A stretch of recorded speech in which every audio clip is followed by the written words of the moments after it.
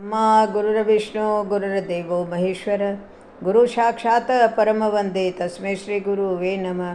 बोलो माता पिता गुरुदेव की जय हो, बृहस्पति भगवान की जय हो। आज का प्रसंग है लक्ष्य की तैयारी। एक बार दो दोस्त थे जिनका नाम रमन और दिनेश था। वे दोनों बहुत अच्छे दोस्त थे। स्कूल टाइम से ही उन दोनों में दोस्ती थी। दोनों के घर भी पास पास ही थे, जिससे वे दोनों आपस में बहुत समय बिताते थे।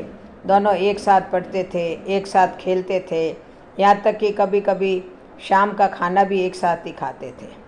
लेकिन दोनों के काम करने के तरीके में काफ़ी अंतर था। दिनेश अपने काम को बहुत जल्दी करता था और ये कोशिश करता था कि वह सबसे पहले काम को ख़त्म कर दे, यानी कि वह बहुत जल्दबाजी में रहता था। और रमन अपने काम को भले ही धीमी गति से करता, लेकिन वह सोच समझकर हर एक पॉइंट को ध्यान में रख कर करता था, जिससे बाद में उसके किए कार्य में कोई दिक्कत ना हो। दिनेश अक्सर अपने काम में गलती कर देता था, लेकिन रमन हमेशा काम से ज़्यादा समय लेता, लेकिन एकदम परफेक्ट रिजल्ट देता था।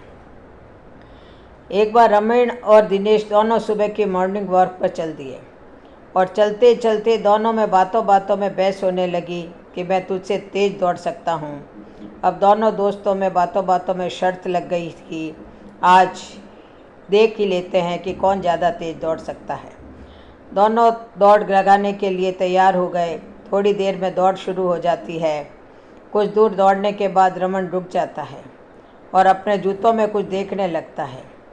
रमन को रुका देखकर दिनेश ने रमन से कहा, क्या हुआ, रुक क्यों गए तुम? क्या मेरे साथ दौड़ नहीं कर सकते? रमन ने कहा, मेरे जूते में कुछ कंकड़ घुस गए हैं, मैं इनको निकालने के बाद ही दौड़ सकता हूँ, वरना मैं कुछ ही दूर जाने के बाद चल भी नहीं पाऊँगा। यह सुनकर दिनेश हंसने लगा और कहने लगा कि मुझे किसी पत्थर का डर नहीं है, मैं बिना पत्थर निकाले ही दौड़ पूरी कर सकता हूँ, और आगे निकल गया। रमन कुछ देर बाद जूतों से कंकड़ निकाल कर दौड़ने लगा। अब दिनेश के जूतों में धंसे कंकड़ उसके पैरों में चुभने लगे थे और थोड़ी दूर चलने के बाद दिनेश के पैर बहुत ज़्यादा घायल हो चुके थे। पैरों से खून बहने लगा और दर्द से बेहाल दिनेश ज़मीन पर लेट गया। अब रमन कुछ आगे जा चुका था। दिनेश ने रमन को आवाज़ लगाकर मदद करने को कहा। रमन वापस अपने दोस्त के पास आया और उसकी मदद करने लगा। उसके पैर खून से लथपथ हो गए थे। रमन अपने दोस्त को घर लेकर आया और फिर उसके पैरों में दवाई लगाई। अब दिनेश का दर्द सही हो गया। अब दिनेश को अपने किए पर पछतावा होता था।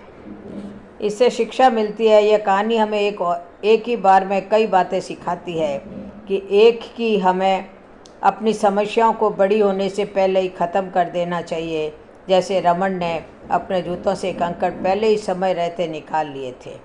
उसी प्रकार हमारी अनेक समस्याएं, जो कोई बीमारी हो सकती है, कोई रिश्तों की गलतफहमी हो सकती है, या कोई और भी समस्या हो, उसे तभी ख़त्म कर देना चाहिए जब समस्या छोटी हो, क्योंकि जब समस्या देखते देखते बड़ी हो जाती है तो फिर उसे सहन करना मुश्किल हो जाता है।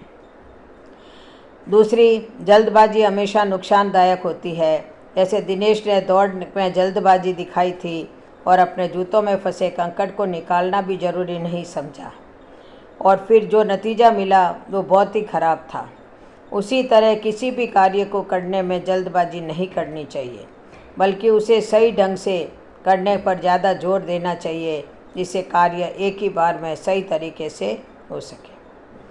तीसरी बात यह है कि हमें सिर्फ सफलता को ही टारगेट लेकर चलते हैं, लेकिन हमें अपनी सफलता के लिए सभी पहलुओं में कार्य करना चाहिए। जैसे दिनेश का लक्ष्य सिर्फ रेस को जीतना था, लेकिन उसने ये नहीं सोचा कि मुझे रेस जीताने के लिए अपने जूते और पैर का सही होना भी ज़रूरी है। दूसरी तरफ रमन ने रेस जीतने को अपना सीधा लक्ष्य ना बनाकर उसे रेस जीतने में उपयोग होने वाले सभी पहलुओं पर ध्यान दिया, तभी वह रेस जीत सका। इसलिए कहते हैं कि कोई भी काम करो अपने लक्ष्य की तैयारी के साथ करो। बोलो जय श्री कृष्ण, जय जय श्री राधे।